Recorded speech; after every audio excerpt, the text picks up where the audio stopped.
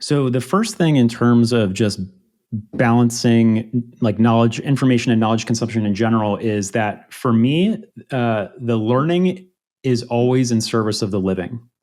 This is one of the benefits of my existential crisis is that, everything that I do and everything that I've always done for slow has been me trying to figure myself out in my own life first and foremost. And so I wasn't a big reader growing up.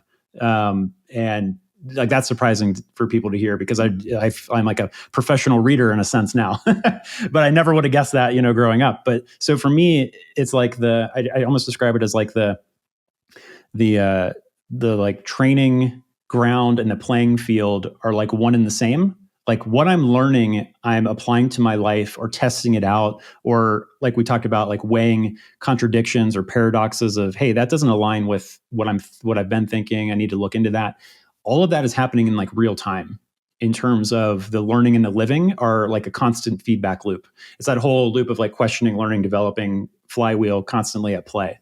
So for me, I feel like I haven't had the balance problem of too much information consumption versus just getting lost in the information for the sake of the information, which can be like a form of procrastination or bypassing even.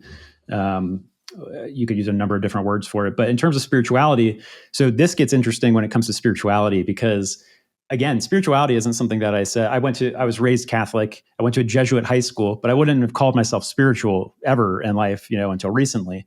And actually, I met my wife, and she got me back into like non-denominational Christianity to a certain degree. But I still wouldn't have called myself spiritual until like recently because I didn't even really understand what that word meant or how spirituality was different from religion, or the whole idea of the finger pointing at the moon, or the idea that there's beyond mind in general, or seeing beyond mind.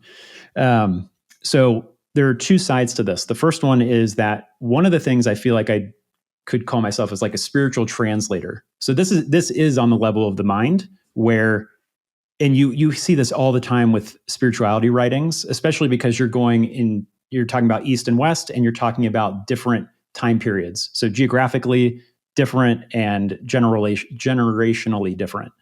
You have to do a lot of psychological translation in terms of, hey, this author over here is using the word mind.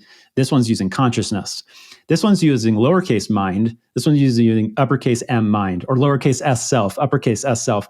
But this person's using the word self, like this person over here uses the word mind. And so initially, and this is something that just comes through exposure to all these different things, and also just a matter of doing it a lot.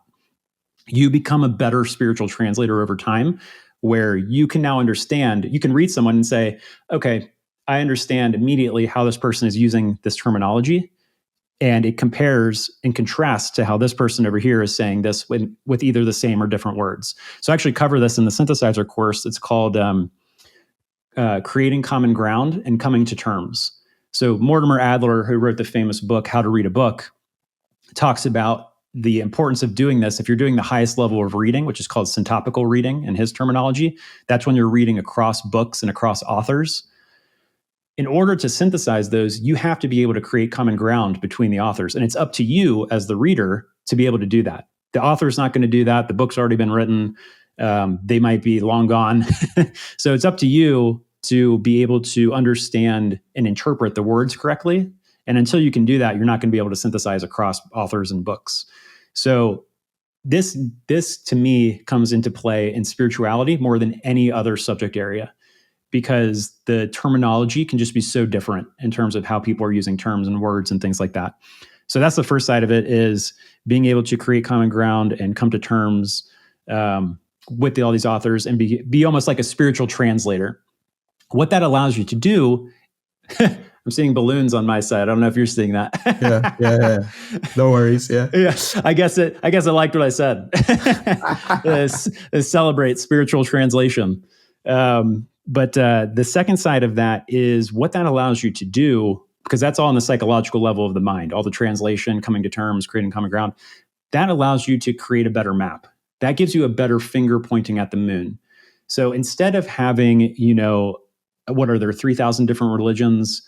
and sub-religions and subgenres and things like that, instead of having to go through every single one or understand that, you're synthesizing things on the fly. Of like right now I'm doing something I call Wise Walk, where I'm exploring a different spiritual teacher every one of the 52 weeks of the year.